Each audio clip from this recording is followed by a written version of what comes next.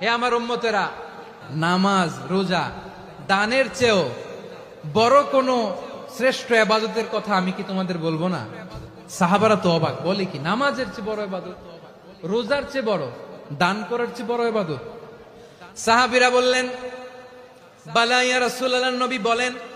বিশ্বনবী বললেন, নামাজের চেয়েও বড়, রোজার চেয়েও বড়, যাকাতের চেয়েও বড়, সাদাকার চেয়েও বড় একটা ইবাদত আছে, আমি কি তোমাদের বলবো না? সাহাবারা বললেন, ইয়া রাসূলুল্লাহ, বালা, অবশ্যই বলবেন, সেটা কি? বিশ্বনবী বললেন, ইসলাহু যাতিল বাইন। দুইজন যখন ঝগড়া লেগেছে, তোমার দুই ভাই যখন ঝগড়া লেগেছে, এই দুইজনের মধ্যে বিরোধ মিটিয়ে মীমাংসা করে দেয়া হচ্ছে সবচাইতে সেরা কাজ। দুইজন ঝগড়া লাগছে, ইসলাহু যাতিল বাইন, দুইজনের মধ্যে মিলিয়ে দেয়া, এটা নামাজ রোজা সাদাকার চেয়ে বেশি সওয়াব।